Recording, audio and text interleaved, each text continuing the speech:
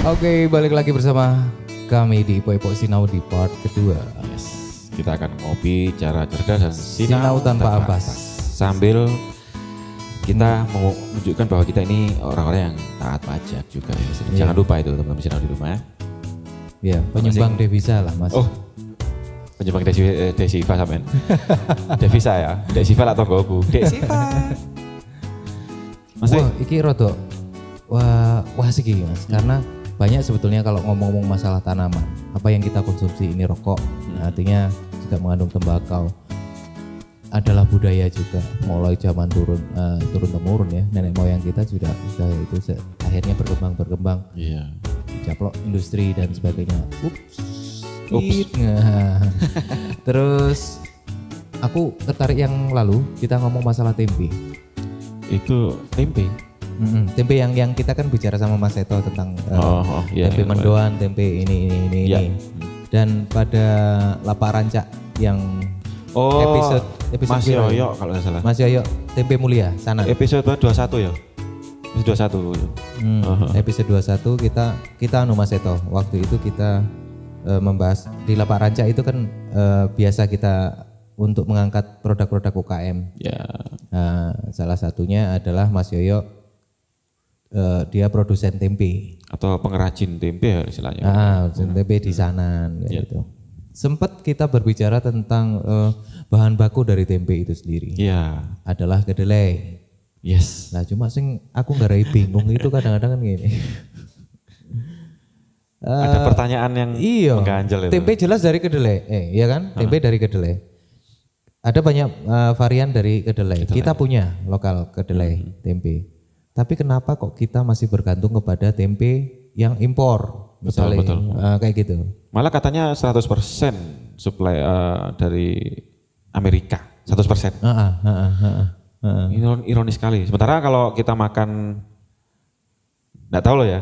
Kalau kita makan apa? Ayam sing dari tekan kota fried chicken itu kan.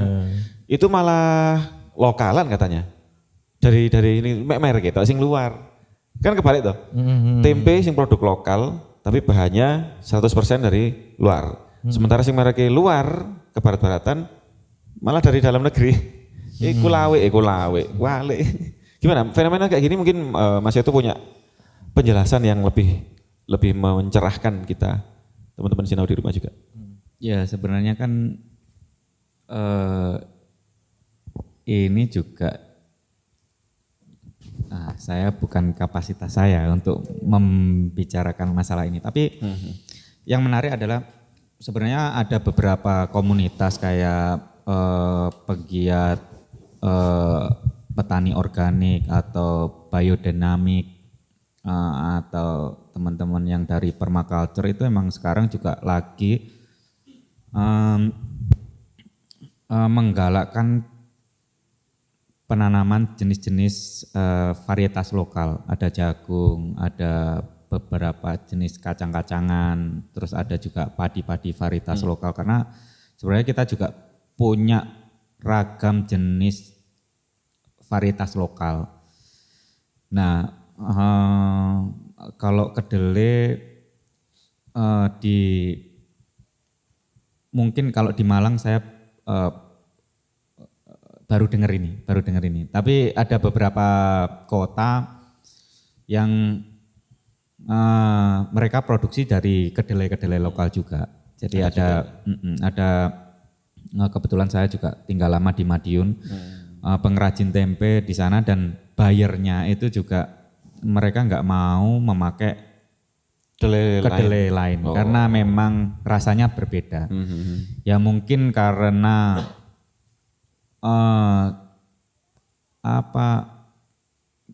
kedelai varietas lokal itu nggak ada di sini, makanya orang untuk produksi itu sementara mereka demand-nya sangat tinggi, mereka sangat tergantung ke itu ya. Tapi sebenarnya juga ada beberapa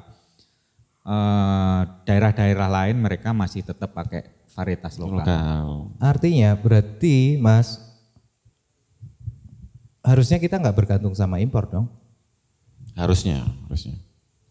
Kalau memang kita memang bisa apalagi tadi saya menjelaskan ada lembaga atau apa ya, organisasi yang membidangi tentang tanaman gitu, yang mempelajari maupun mungkin lagi produksi tentang varian-varian tentang, salah satunya adalah kedelai itu tadi. Artinya teman-teman Sinau, tempe asalkan kita mau ya Mas ya, mungkin ya, asalkan kita mau bisa kita bikin varian yang mungkin lebih local wisdom menurutku sih. Asik kelihatannya. Jadi kita bisa mengurangi impor kayak gitu kan. Artinya bisa mengoptimalkan apa yang ada di sekitar kita. Varietas lokal juga bisa maksimal di situ kan. Ya mungkin ada hubungannya sama wis kulino mbek tempe sing delay impor gitu. Ya karena balik lagi ke peta lidah tadi kan. Mungkin ini lebih ke sebenarnya petani itu mereka disuruh nanam apa aja selama itu laku mereka pasti mau. Jadi mungkin ini kompleks. Kalau saya sih kompleks karena kayak misalnya katakanlah misalnya kayak sayur, karena mereka terbiasa, orang-orang Tumpang itu sekarang kan petani sayur. Nah, apa yang dia tanam ya selalu terus berulang-ulang ya sayur bayam itu ketika mereka nggak laku mereka buang-buang aja. Nah, persoalannya kan juga sebenarnya ya hampir mirip. Nah, kayak kedelai itu mungkin juga yang lokal itu harganya juga tidak stabil karena berbagai persoalan juga, pupuk mahal. Nah sementara kita impor itu harganya jauh lebih murah, sama kayak harganya jauh lebih murah karena mereka juga dapat subsidi pupuk dari ada subsidi. Pembelian yang besar-besaran juga pengaruh harga juga ya. Iya. Itu kan ada yang bilang bahwa organik kok mestinya nggak pakai pupuk kok malah lebih mahal ya, ada banyak faktor ya mungkin yang menyebabkan akhirnya yang namanya organik ini justru lebih mahal dari yang non organik. Anorganik ya istilahnya Pak ya. Itulah yang tidak organik. Oke. Wis mulai keminter. Ya aku kadang-kadang juga bingung itu Mas. Sempat kita di Ipok Sinau ada Pak Fatah dulu itu ya. Pak Fatah. Jadi kelompok tani di daerah Monjokusumo, jadi kita undang juga. Mereka giat sekali untuk bikin tanaman-tanaman organik. Tapi di sisi lain perjuangan mereka sangat berat sekali. Iya. Karena ya itu tadi hubungannya dengan mereka harus ngepul dapurnya juga harus tiap hari dan sebagainya. Sementara mereka sendiri, beliau sendiri merasa resah gitu, tanamanku kalau enggak tanahku akan rusak terus kalau ditanami dengan pupuk kimia. Nah, hal-hal semacam kayak gitu menimbulkan keresahan tersendiri. Nah, kayak gitu. Iku piye Mas? Ya sebenarnya kan karena perilaku pertanian kita kan sudah bergeser jauh, artinya penggunaan pestisida cukup tinggi dan bahkan ada sertifikasi, jadi tanaman itu bisa disebut tanaman organik ketika dia harus ada jarak tertentu dengan tanaman konvensional, jadi ada jarak 2 kilo dengan, nah itu kadang-kadang juga ya karena memang pestisida atau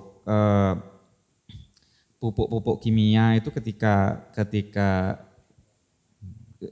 misalnya di daerah hulu mereka petani konvensional, tapi di daerah hilir itu petani organik. Ya gimana kita bisa dapat pertanian yang bebas dari pupuk, sementara airnya juga kita nggak bisa. Nah, kecuali ya itu berat juga.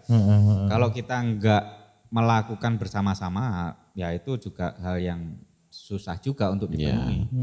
Jadi untuk memenuhi jarak 2 km tadi itu, untuk dia classified sebagai tanaman organik, itu susah karena gimana ya lahan yang yang sempit ya, terbatas kan dari lahan pertanian itu. Ya dilokalisir mesti nih Mas. Ya, Iya kan? yang paling masuk akal ya pakai greenhouse. Ya, greenhouse. Iya sih. Nang sopo yang ngomongnya greenhouse. Iya. Kita ya semoga ada pihak-pihak terkait yang lebih concern memperhatikan ini dan memperbaiki ini juga sih. Ini ya gimana pun ketahanan pangan secara hakiki ini. Karena banyak sekali varietas yang ternyata bisa memenuhi kayak gitu kan. Nggak, terlepas dari itu organik atau enggak, udah lebih dari itulah istilahnya kayak gitu. Wow. Disambil dulu kopinya. Iya Mas. Ambil ngopi Mas. Ya, ngopi. Ini maca dari rata-rata. Pemana wakil saja nih kalau ngomong tanaman, varian tanaman, macam-macam ya. Iku mau aku sempat mikir, aduh gitu loh. Berarti selama ini bener nggak kalau aku punya anggapan bahwa yang saya konsumsi mulai kecil sampai sekarang adalah racun, Mas? Wah, saya kurang tahu ya. Itu kembali ke pola kita masing-masing ya. Ya saya mungkin juga enggak sepenuhnya memakan, artinya ya saya masih tetap konsumsi ya apa yang ada di, ya mungkin juga beras saya juga enggak organik atau ya, tapi kembali lagi ke ini ya, karena itu sudah kita kayaknya juga agak susah untuk mengakses semua seperti yang ideal. Kalau saya sih lebih ke ini ya, memanfaatkan keanekaragaman yang ada di sekitar kita. Jadi saya juga enggak yang organic minded atau, tapi sebisa mungkin saya juga mengkonsumsi makanan-makanan yang beragam. Oke, untuk penyeimbang ya. Ya. Jadi enggak fanatik, organik. Ya ini organik loh ini Mas Tri. Lah iya itu. Jadi termasuk tembakau ya, sebetulnya itu sudah menjadi rahasia umum. Ya jadi kalau misalnya kita ngomong tembakau ya udah lama dari nenek moyang, bahkan digambarkan ono roro mendut dan sebagainya kalau kita ngomong budaya Mas ya. Itu terus kandungan khasiat dan sebagainya. Yeah. Dan itu selalu berbenturan dengan kepentingan lain. Kepentingan itu sih. Nah, tembakau itu, tadi ada bako ya, mangrove ya. Berarti kalau tembakau itu temangrove. Masuk, catet. Enggak masuk ya. Maksa jadi gitu masuk. Gimana Mas Seto? Kopinya mantep enggak? Mantap. Nah ini saya sering dengar sih soal kopi itu, tadi kita sempat bahas tuh ada yang sukanya manis, ada yang sukanya plain atau kopi pahit istilahnya. Saya pernah dengar juga, loh awakmu itu kalau minum kopi di pagi hari tanpa gula, mesti kopi pahit itu bisa jadi gantinya sarapan. Malah kalau pakai gula malah bikin asam lambung naik itu. Sejauh pengetahuannya Mas itu, apakah itu benar atau cuman mitos aja? Tapi sempat pelajari kopi juga tuh Mas, bin juga ya? Kalau saya kopi tubruk aja. Kopi tubruk ya. Local wisdom ya. Local wisdom. Yeah. Tapi ya sejauh pengalamanku sih memang ada benarnya sih. Aku ngerasa sendiri buktikan kalau pagi enggak pakai gula kopinya, tubruk itu. Ya, balik lagi ke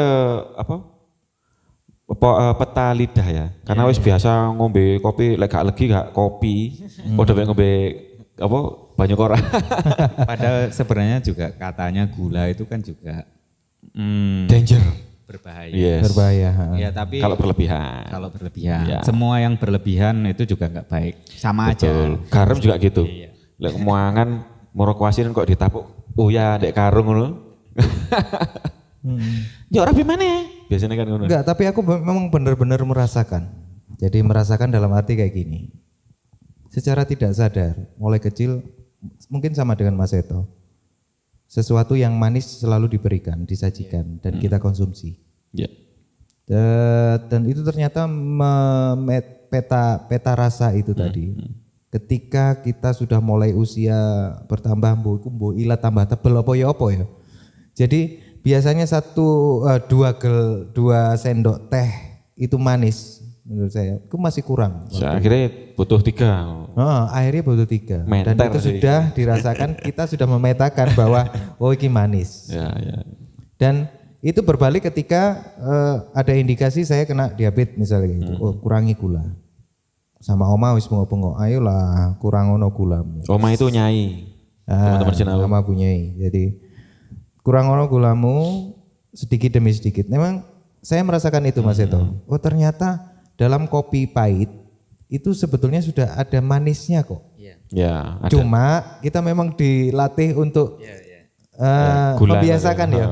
ya. Membiasakan. Begitu juga mungkin dengan tanaman-tanaman yang mungkin asing menurut kita, tapi umum pada umumnya. Katanya sajane kini ngerti ono krokot kok, ono cipluan kok, ono apa kayak gitu. Ya mungkin karena kurang membiasakan itu tadi. Jadi apa namanya? Aku jadi tertarik kayak gini, makanya kayak banyak sekali alternatif untuk jadi makanan. Yang tadi kita sempat ngobrol sama Mas Gigi juga di awal tadi, juga sempat saya bahas kan. Awalnya dia adalah opsi kuat, kandidat kuat untuk jadi makanan yang bukan remeh, bukan kaleng-kaleng. Akhirnya karena tadi ya memang dipola, terus akhirnya jadi alternatif ya. Sampai kita sekarang bingung loh, ini sing alternatif sing di. Sementara kalau diulik-ulik lagi ternyata ya juga bukan alternatif. Ternyata memang bisa jadi pokok lah gitu lah. Nah, aku sih penasaran. Coba sih Mas Eto, yang sekiranya sekarang bisa dipopulerkan kembali jenis-jenis atau varietas apa yang mungkin sekarang lagi Mas Eto geluti juga ya. Itu yang bisa dikonsumsi yang teman-teman sinau di rumah. Tibae ndek omahku ono iki. Dek latar iki ono. Iso tak masak atau seperti apa? Coba mungkin bisa di-share ke teman-teman sinau. Tapi ketoke itu engko ya Mas. Entuk. Keliru. Engko mbek nanti tadi entuk ya. Sampai nguntuk iki mau. Tapi itu nanti biar teman-teman sinau penasaran. Kita ngopi dhisik, setelah itu kita sesi terakhir nanti. Iya. Gitu ya. Aku coba tak telepon Gordon mana ya engko. Lenger jadi. Flash Gordon. Ayo Oma siapkan pertanyaan terakhir. Yongkruk. Bunyai. Kita akan kembali setelah ini.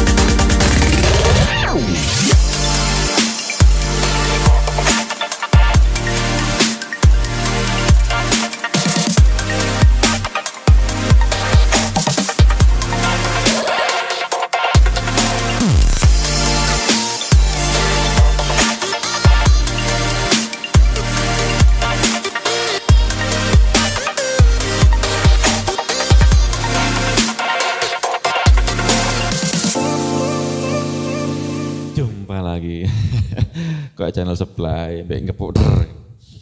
Aku kan sempat tanya tadi, jangan-jangan Mas itu di pekarangan rumahku atau pekarangan rumahnya di kedai ini itu ada tanaman yang ternyata bisa berfungsi untuk, umpamanya kayak contoh kayak beras ternyata bisa digantung oleh pohon kayak gitu.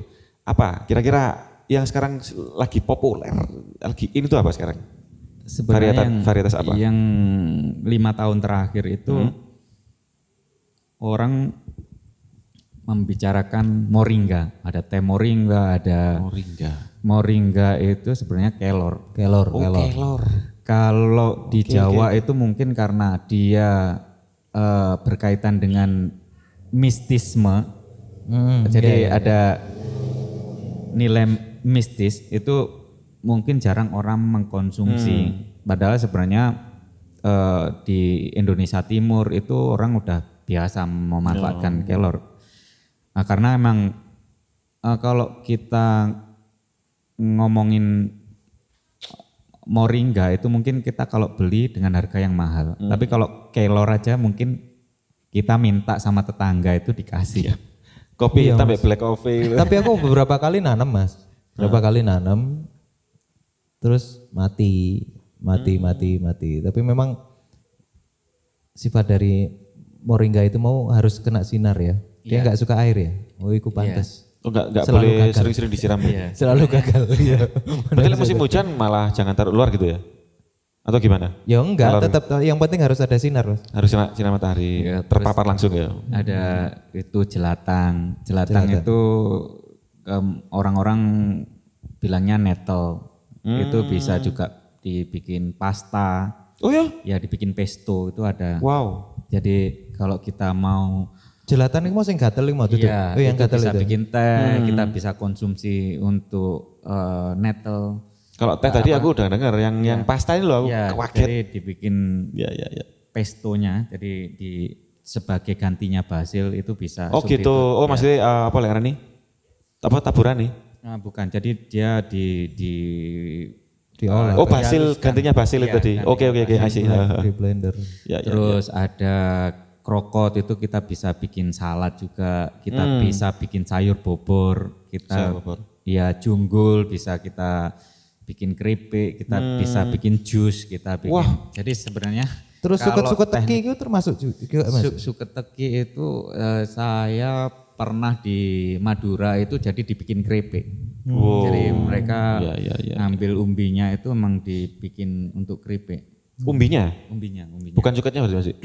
Oh bukan Tapi suket ya. ada beberapa yang memanfaatkan itu sebenarnya juga salah satu makanan purba. Jadi bunganya itu suket teki itu bunganya diambil kemudian ditumbuk itu bisa jadi cracker, bisa jadi Cracker itu keripik atau apa? Roti kering. ya. kering. Oh iya lek. Mungkin yang banyak orang nggak ngerti juga kayak pinus. Jadi ada pinus itu 90% bagian pinus itu sebenarnya bisa dimanfaatkan sebagai pangan karena Oke. vitamin C-nya cukup tinggi.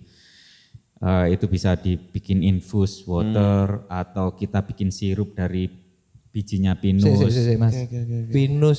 Pinus itu berarti tanaman perhutani setahu saya. Pohonnya yang di keep lah istilahnya diproduksi, yang diambil getahnya. Ya. Bener ya? Yang kayak Ya. sabun atau apa ya nggak tahu. Gampang kobong. Oh iya ya. Itu termasuk itu ya. Semuanya Mas, termasuk Ya 90% bagian pinus itu sebenarnya bisa dimanfaatkan. bijinya pinus itu? Bisa. Ya, buahnya ya. Iya. Jadi Oh.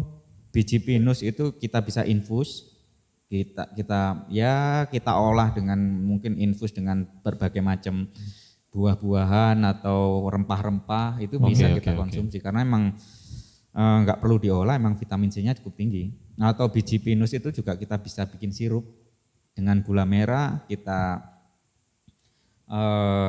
biarkan kita istilahnya fermentasi alami. Jadi kita kasih gula merah, pinus, kita panaskan di sinar matahari 2 atau 3 hari itu udah bisa kita konsumsi sebagai sirup.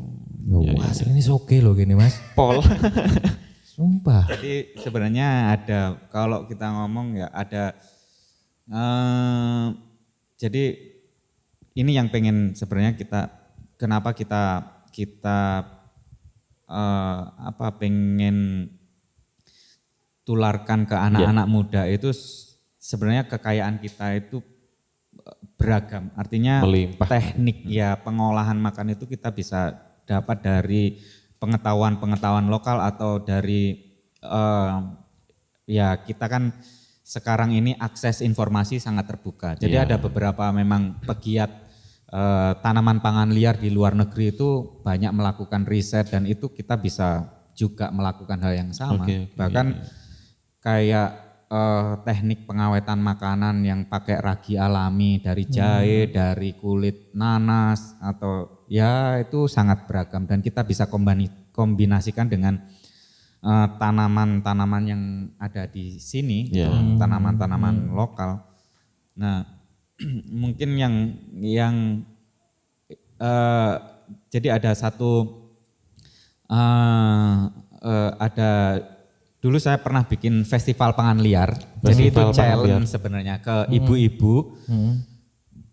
Oh, karena selama ini tanaman-tanaman ini diolah sebagai sayuran, artinya sebagai apa ya? Jangan. Iya, jangan-janganan. Jangan. Iya. Iya, Sayur bobor atau urap. Nah, kita challenge ibu-ibu gimana caranya teman-teman atau anak-anaknya itu bisa mengkonsumsi tanaman liar ini sebagai dia mau gitu. Ya, artinya mereka akhirnya bikin snack, itu bikin selai krokot, bikin lumpia dari daun tempuyung, terus mereka juga bikin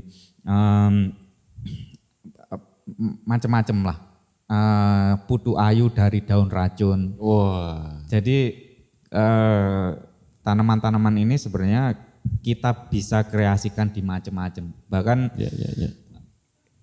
tidak terbatas. Tidak terbatas ya. Jadi, kita belum tahu batasnya sampai mana ini. Kalau yang sekarang kan itu kan digalakkan di sekitar kita, mungkin PKK ya, ibu PKK itu kan ada tanaman toga. Mungkin pengembangannya lebih ke arah ke situ, mungkin lebih asik mungkin Mas ya. Iya. Jadi ya, tapi ini juga semacam ini kan apa ya, nggak bisa dilakukan dalam 1-2 hari, dan ya kalau saya sih selama ini memang selama tahun-tahun terakhir ini karena kesibukan, artinya saya juga nggak punya pengen ngajak banyak orang enggak. Jadi saya lebih ke circle pertemanan, siapa yang tertarik ya udah kita bareng-bareng, atau di lingkungan keluarga. Jadi saya mencoba mengajak anak-anak memaksimalkan gitu. di sekitar dulu ya. Jadi mereka bisa mengamati apa yang ada di situ, terus kemudian mereka ada jenis-jenis bunga yang zaman waktu saya kecil dulu bisa dipetik terus diambil sari-sarinya, itu ternyata manis. Apa namanya, nektarnya ya? Iya. Jadi saya ngerti ini bunga desa tok. Jadi ya dalam tahun-tahun terakhir ini lebih ke circle terdekat saya aja. Jadi mengenalkan itu lebih. Nah, kebetulan juga akhirnya dari circle pertemanan ini mengajak untuk ayo Mas, kita maksudnya ya informasi ini, campaign ini kayaknya harus diperluas ke yang lebih luas. Nah, kita juga sebenarnya pengen ngajak teman-teman untuk sharing. Mungkin juga pengetahuan saya terbatas, sangat terbatas. Mungkin ada banyak teman-teman yang ternyata di rumah yang lebih tahu pengetahuan keluarganya yang selama ini nggak pernah diekspos, nggak pernah di-sharing.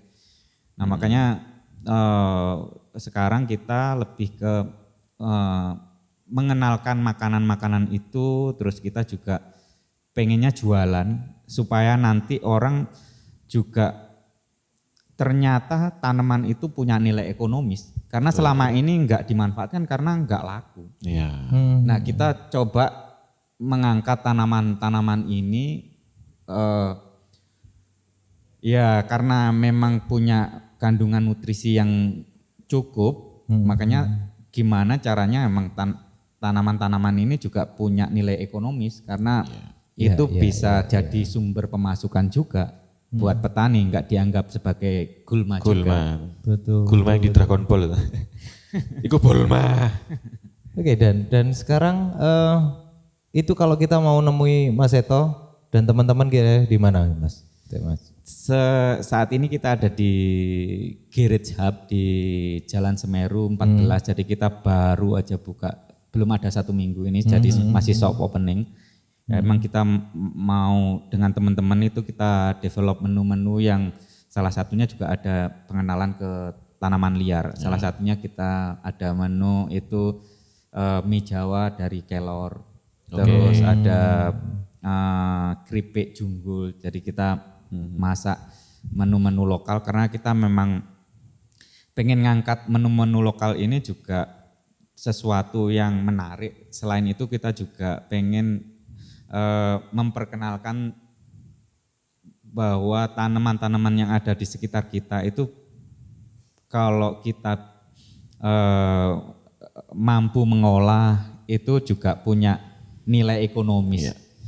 Manfaat juga ya yang selain bermanfaat sekali. ya bermanfaat untuk kebutuhan nutrisi harian, ya artinya juga kita juga tanaman ini juga ada sisi ekonomisnya sama dengan bayam atau yang lainnya. Jadi enggak kalau mau jadi Popeye enggak harus makan bayam.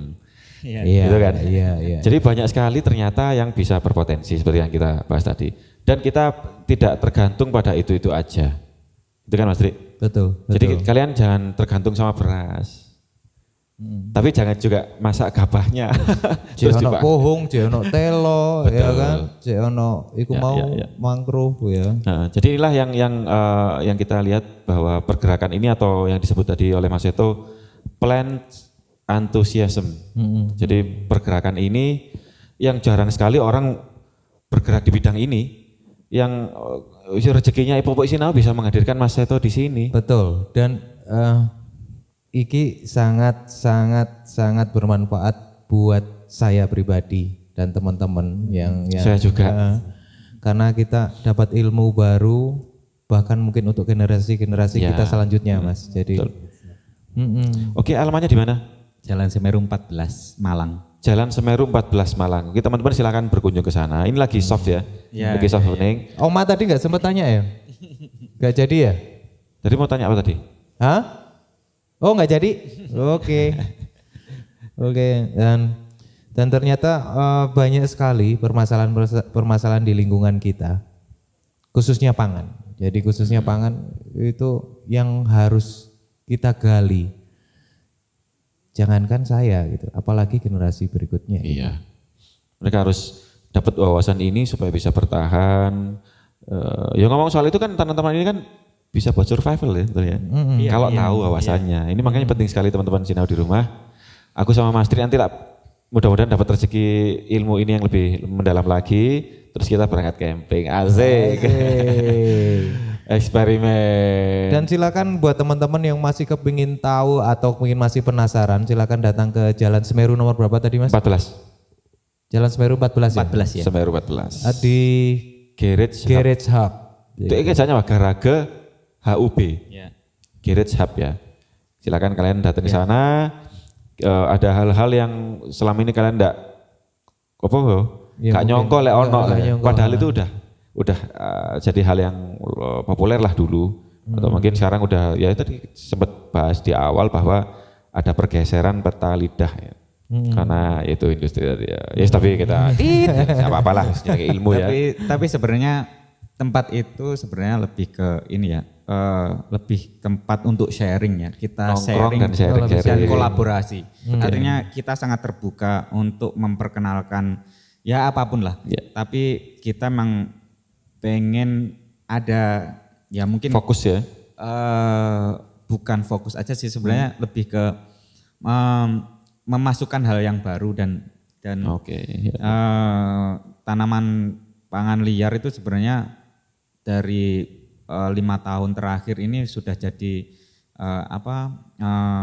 isu global sebenarnya. Jadi apalagi di era pandemi ini juga mungkin itu juga kita bisa jadi tempat sharing dan kolaborasi dengan berbagai macam komunitas. Mungkin juga pengetahuan kita sedikit. Nah mungkin dengan kita share, kita bisa kolaborasi, ada teman-teman yang punya pengetahuan yang lebih tentang bagaimana teknik pengolahan makanan. Karena saya yakin setiap kota, setiap daerah, setiap keluarga itu punya cara dan tradisi memasak masing-masing. Banyak sekali potensi yang masih terpendam di luar sana. Ya Mas Dik, ya apa tantanganku tadi? Belajar iki terus camping. Campingnya di depan sini aja. Nanti kita katok mendoani teko. Tapi nggak perlu camping sebenarnya. Kita juga pernah loh di sini sama teman-teman. Jadi kita hanya berjalan aja di sekitar sini, di lapangan sini. Jadi kita juga menemukan berbagai jenis tanaman yang sebenarnya bisa dimakan. Jadi ada tempuyung, terus ada Cipluan, Oke. terus ada Rotary Krokot Iya. Semanggi. Semanggi. Iya. Ada kalau nggak salah kemarin saya hitung itu ada 10 jenis tanaman yang bisa dimakan hanya di sekitar sini aja. Krokot juga ada banyak. Mas Ri, mulai sekarang ojo khawatir disebut kok wedhus saya. Soalnya wedhus yang kayak kita kan makanya teratur, Harusnya terpola kayak gitu. Heeh. Gitu loh. Waduh saya iso sehat ya. Sehat po. Sampai iso jadi produsen kelereng hari. Oke Mas, terakhir ada satu kiat-kiat atau tips-tips buat teman-teman Sinau di sana, boleh ngajak, boleh apa aja atau sesuatu yang ada hubungannya dengan kiat jenengan. Plants enthusiasm. Apa ya? Saya juga kalau kiat-kiat kok kayaknya saya terlalu berlebihan. Kalau saya sih sebenarnya ini ya, karena saya senang dengan apa yang saya jalani ya, ada atau enggak ada teman ya saya tetap melakukan apa yang saya senangi. Artinya saya memperkenalkan apa yang saya senangi itu ke dunia yang paling kecil saya. Jadi saya juga memperkenalkan ke anak, ke teman-teman. Jadi ya kita kadang-kadang juga ayo kita masak bareng, kita bikin jus, kita bikin ini, ya udah bareng-bareng Terus sama mukbang. teman. Ya kita kita makan-makan, ya kita sharing, ya lewat makanan itu kita bisa saling inilah terhubung. Ya. Banyak yang bisa dibicarakan. Selain itu kan kita juga lebih kenal dengan lingkungan kita. Betul. Jadi kita tahu dari mana itu berasal. Jadi kalau kita mungkin kenapa kalau aku sih ke anakku, aku nggak perlu menceritakan sesuatu hal keajaiban. Aku kenalkan dia dengan tanaman aja merupakan menurutku sih ya sesuatu yang membanggakan. Ya satu yang udah ajaib gitu. Dari tanah dia bisa ini. Iya, Aku lebih ya ngajak ke arah situ sih. Lebih ke ya lebih tahu apa yang ada di sekitar kita aja. Oke, harapannya kalau gitu ya kita bisa lebih bersyukur ya. Karena banyak yang bisa kita gak kekurangan Mas. Kalau kita tahu sebetulnya. Andai kita tahu gitu ya. Teman-teman Sinau, banyak hikmah dari episode kali ini dengan adanya Mas Seto. Terima kasih Mas Seto. Sama-sama. Dan terima kasih. Terakhir, seperti yang awal saya ngomong, Tuhan menciptakan sesuatu. Gak mungkin kalau tidak ada manfaatnya. Betul sekali. Tinggal pintar-pintar kita aja untuk bisa memanfaatkan, mau belajar, terus ya yuk apa yang kita makan harusnya bisa memberikan manfaat sekaligus memberikan syukur kepada Tuhan bahwa Tuhan menciptakan itu untuk kita. Betul. Gitu ya Mas ya. Kayak itu. Mantap sekali. Mas Seto, terima kasih untuk segala wawasannya. Sama-sama. Aku yakin masih ada banyak sekali misteri di situ yang datang aja. Ya, datang makanya kita ke tulis-tulis. Garage Hub. Ya, nongkrong kita di Garage Hub. sangat terbuka. Kita juga terbuka dengan teman-teman untuk sharing apa aja di situ. Wis dicabani loh ya. Jalan-jalan, mampir-mampir ke Jalan Semeru nomor 14. Garage Hub. Garage Hub. Kalau belum tahu rasanya junggul atau sintrong itu kayak gimana bisa. Jangan lupa yang belum tahu rasanya kopi rata-rata, datang ke Mutiara Sulfat Delta 2 nomor 1. Salah. Mutiara Sulfat 2 Mutiara Sulfat 2 Delta 1. 1. Mutiara Sulfat 2 Delta 1. Oke, thank you terima kasih. PP Terima kasih, Associate. Kopi rata-rata. DPO. DOP apa DPO yuk? Aku mesti keliru terus. Akhirnya DOP DPO. DOP itu yang kemarin itu sudah dikoreksi ya, jadi Mas ya, jadi Mas DOP Mas Darius, ada AA Studio Mas King, juga ada rata-rata Pak Udin sama Ipin, terus siapa lagi, ada Mbak Nana, ada Aping, Terutama juga buat teman-teman di rumah yang udah setia nonton kita. Thank you. Tonton untuk semua episodenya ya. subscribe, tonton terus. Jadi ada kaitannya ini nanti setiap sekali episode. Suatu saat kita masih akan mempertemukan ya. Oke, Wah, betul. misalnya petani ambil Mas Seto. Wah, misalnya kayak gitu. Sing gak nyambung kok. ACT ambek apa? Karate Mama. Iya. Apa ya dari pembela kebenaran ah? Iya. Suatu saat kita mungkin harus ketemukan kayak gitu, Betul. ngobrol-ngobrol sambil ngopi kayak gitu. Ya. Terima kasih teman-teman Sinau.